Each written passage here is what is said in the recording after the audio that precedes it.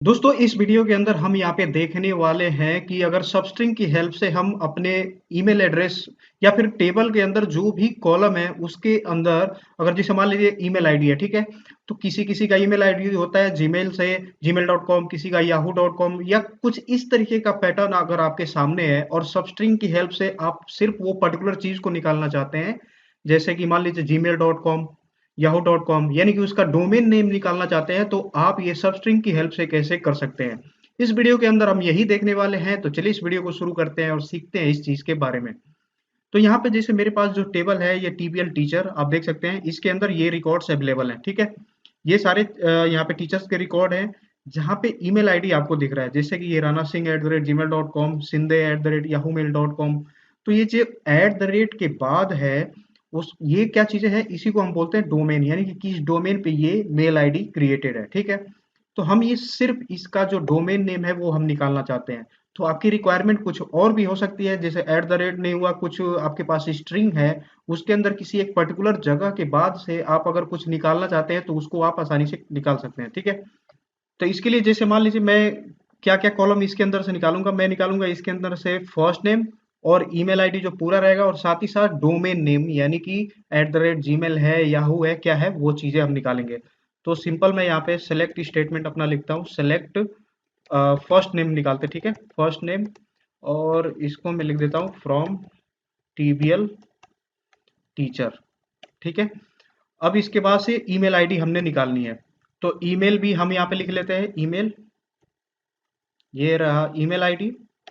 अब इसके बाद से हमने क्या निकालना है, डोमेन नेम। डोमेन नेम कैसे निकालेंगे, यहाँ पे हम यूज करेंगे सबस्ट्रिंग जो फंक्शन है, तो ये सबस्ट्रिंग फंक्शन है। अब इस सबस्ट्रिंग के अंदर आपको क्या क्या चीजें पास करनी पड़ती है, सबसे पहले तो एक्सप्रेशन, यानी कि कौन सा स्ट्रिंग आप सबसे पहले उसके अंदर आप पास करेंगे। तो आप इसके अंदर स्ट्रिंग के लिए कॉलम भी पास कर सकते हैं, या फिर आपके पास एक पर्टिकुलर कोई स्ट्रिंग लिखा हुआ है, टेक्स्ट लिखा हुआ है, उसको डायरेक्टली सिंगल इन्वर्टेड कॉमा के अंदर पास कर सकते हैं। तो जैसे मैं कॉलम का नेम यहाँ पे पास करूंगा जो कि है ईमेल आईडी, तो ये यहाँ पे मैं लिख देता हूँ ईमेल अंडरस्कोर आईडी।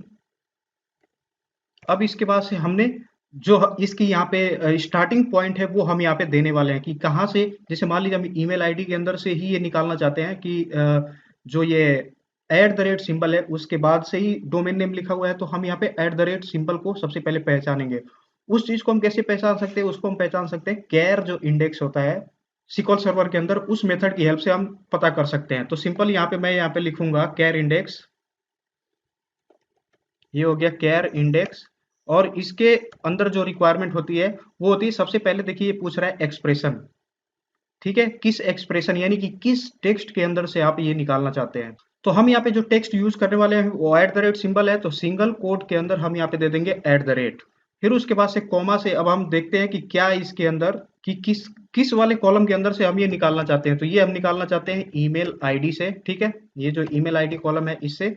और इसकी लेंथ जो होगी वो +1, यानी कि ये जो टोटल लिखा हुआ है इसका मतलब क्या है, इसका मतलब ये हुआ कि जो ईमेल आईडी आएगी उसमें होगा, वो जिस भी पोजीशन पे होगा, जैसे मान लीजिए वो चौथे नंबर पे है, अब प्लस हमने 1 यहाँ पे किया, इसका मतलब वो पांचवें नंबर से आगे जो चीजें लिखी होगी या पांचवें नंबर से जो स्टार्ट हो रही है उसके आगे जो चीजें लिखी होंगी वो निकाल के हमें यहाँ पे दे देगा।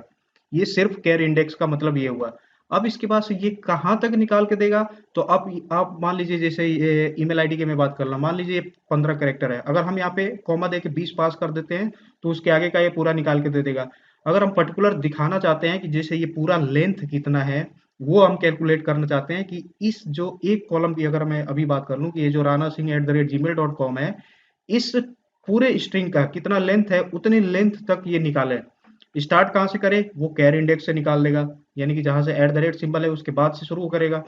और निकाले कहाँ तक वो हम इसकी लेंथ को डिफाइन कर सकते हैं। वो हम कैसे डिफाइन करेंगे, वो सिक्वल सर्वर का एक फंक्शन है लेंथ, यानी कि len मेथड, उसको हम यूज करेंगे। तो कॉमा देके मैं इसको नीचे यहाँ पे भेज देता हूँ len।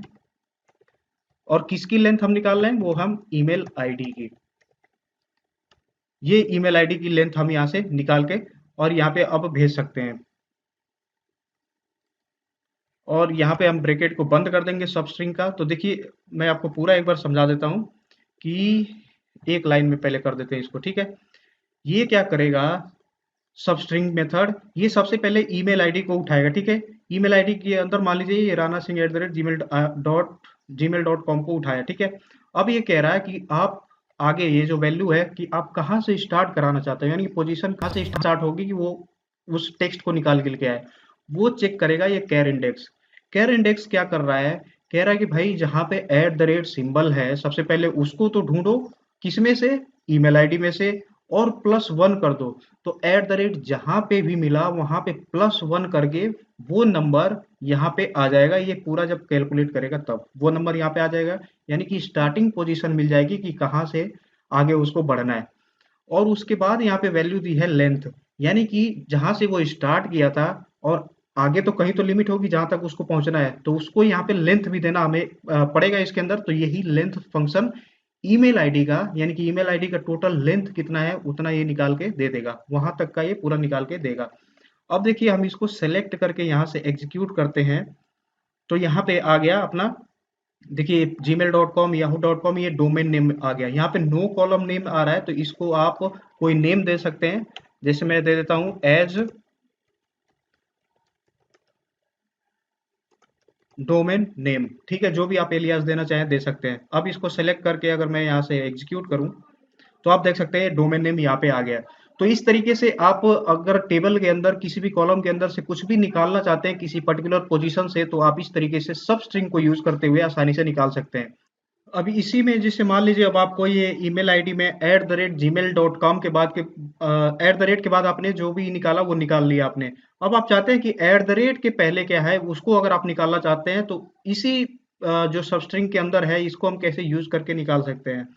तो यहाँ पे जैसे क्या है कि हमें तो लेंथ हटा देना है क्योंकि हमें एंड तक तो जाना है नहीं, ठीक है। सबसे पहले इसको हम यहाँ से हटा देंगे, ठीक है। फिर उसके बाद से ये -1 इसको कर देंगे कि यानी कि ईमेल आईडी का जितना भी जैसे ये क्या मेथड है, ये फंक्शन क्या काम कर रहा है, ये सिंबल को ढूंढ रहा है। तो हमें क्या दिखाना है, सिंबल से पहले की चीजें दिखानी है, इसलिए हम यहाँ पे -1 करेंगे, यानी कि उसके पहले का दिखाएगा। और यहाँ पे जैसे किस कॉलम का हमने देखना है वो ईमेल आईडी पास कर दिया है। दूसरा इसके बाद पास करना होता है हमें स्टार्टिंग पोजीशन की, यही हम कहाँ से प्रिंट कराना चाहते हैं। तो जैसे ये ईमेल आईडी है तो हम प्रिंट कहाँ से कराना चाहते हैं, ये जो आर है यानी कि फर्स्ट लेटर से। तो फर्स्ट लेटर का स्टार्टिंग पॉइंट क्या होगा, 1, यानी कि इस ईमेल आईडी में भैया आप 1 से स्टार्ट करो और कहाँ तक ले जाओ, जहां पे आपको मिल जाए, और जहां पे आपको मिल जाए वहां से एक कम तक आप लेके आओ, ठीक है। अब देखिए इसको मैं यहाँ से सिलेक्ट करके एग्जीक्यूट करता हूँ, तो अब आप देख सकते हैं यहाँ पे आपका पूरा वो नेम आ गया है से पहले आपने जितना भी यूज किया है। तो अगर आप इस चीज को भी निकालना चाहते हैं तो इस तरीके से आप निकाल सकते हैं। उम्मीद करता हूँ आपको वीडियो समझ में आ गया। अगर कोई भी समस्या होती है, डाउट होती है, तो आप नीचे कमेंट करें। साथ ही साथ चैनल को सब्सक्राइब करें। इस तरह की वीडियो देखने के लिए मिलते हैं आगे वीडियो में, तब तक के लिए धन्यवाद।